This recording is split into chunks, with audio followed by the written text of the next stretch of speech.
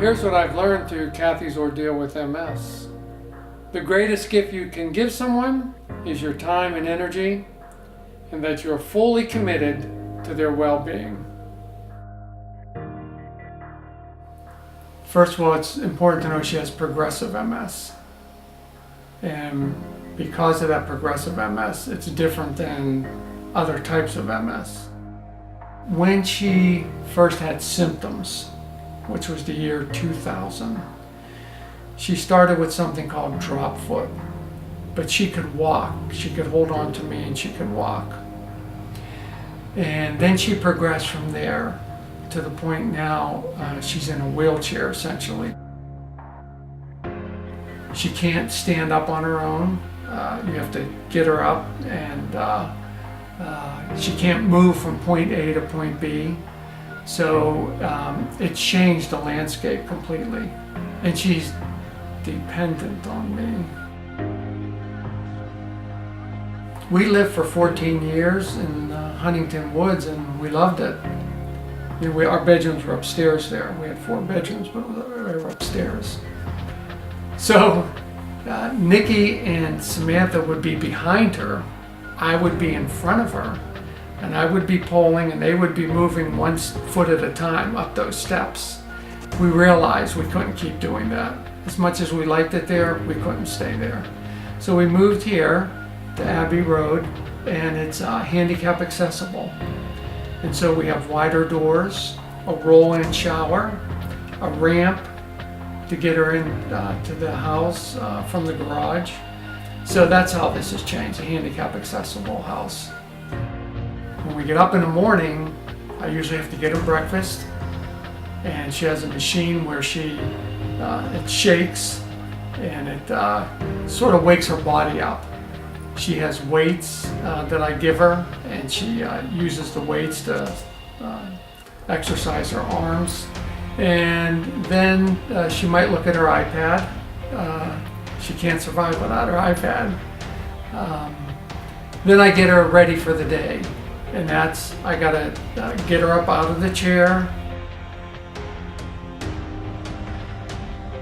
put her in a rollator, take her into the bathroom, put her into the shower chair, roll her into the shower, she bathes, and then she calls me, and then I come in and, quite frankly, help get her dried, get her out of that chair into the rollator again, bring her by the sink, get all her stuff out for her because she can't get it out.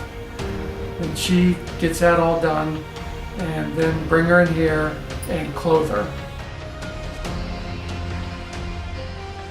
From her socks, to her shoes, to her pants, to her shirt, put her earrings in for her. Don't tell anybody, but I used to put 4 different earrings in until we saw it one time. So now she doesn't let me pick the earrings out. I put the earrings in, but she picks them out, the 4 that she wants. So that's our routine, and it's usually about no sooner than 10 a.m. And sometimes later. I have to make sure that she sees the glass half full, because she often will see it half empty. I'll give you an example. She was a teacher for 30-some years, and there isn't a day that goes by that she doesn't miss it. So she had to retire, and she's starting her 4th year of retirement now.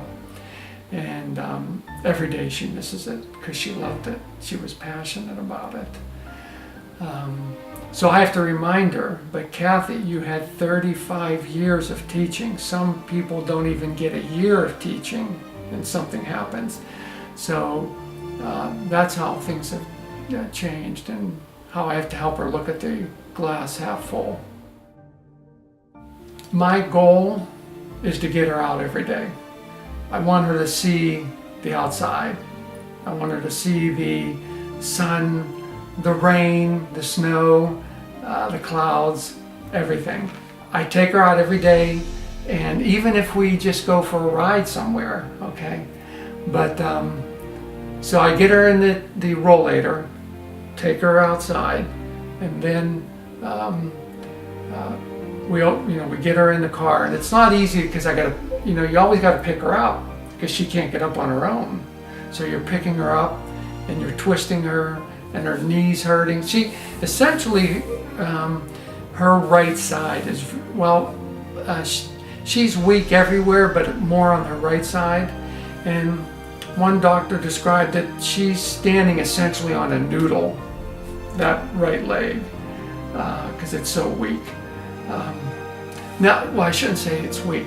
It's the communication isn't there, and that's when that messes. So she doesn't have that communication. So you could see her trying to move her leg, but she can't. Okay. So I get her in the car and button her up, put the seatbelt on her, and then away we go.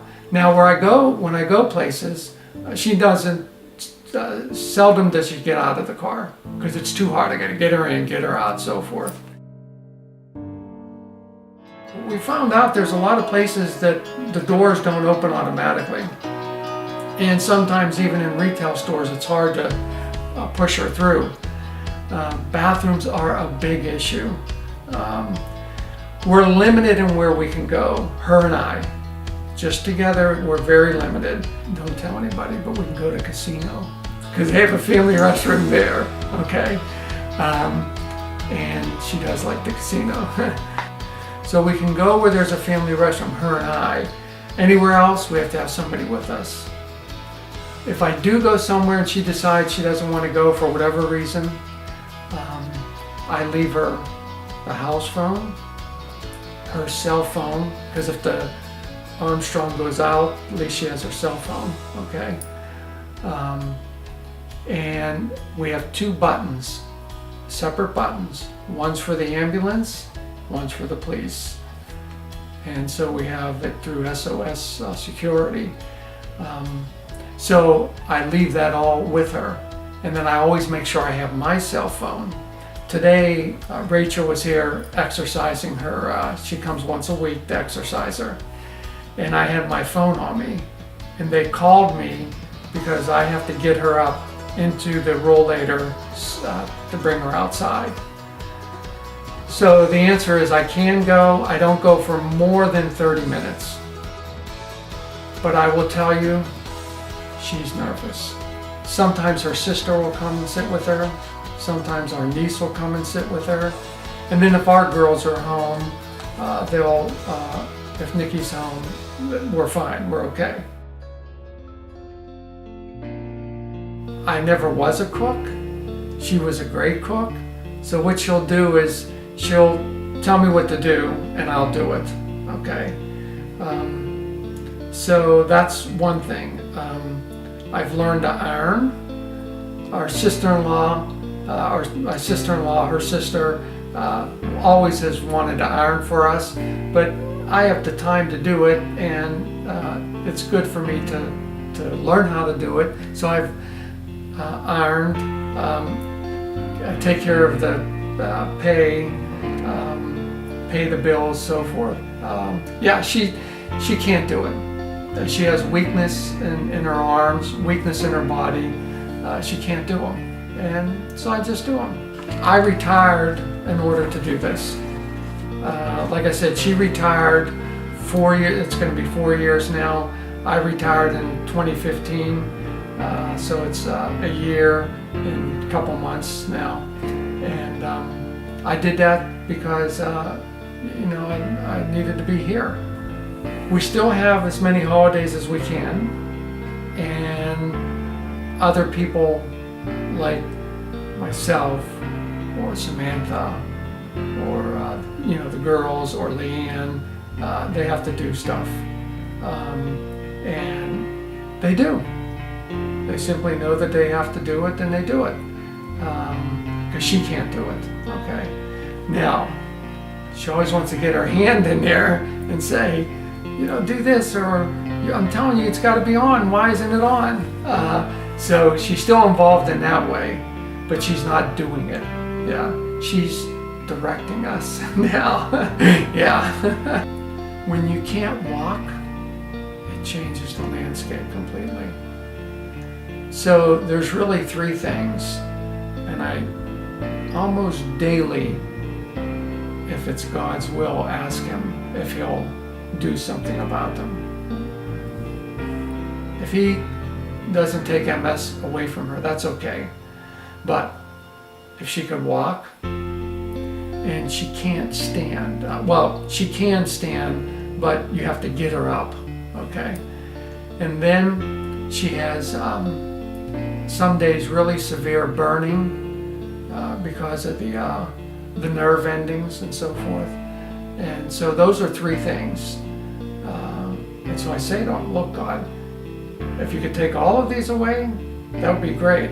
But if at least some of them. But walking is the big thing. That has changed the landscape. I mean, completely, totally.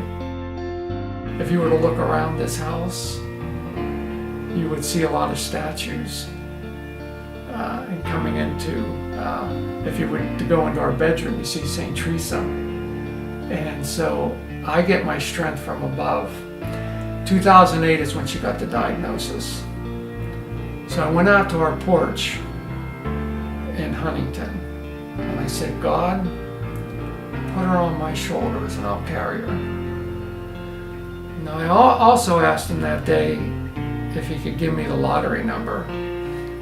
He took the former, not the latter, okay? But in any event, He's carrying me so I can carry her.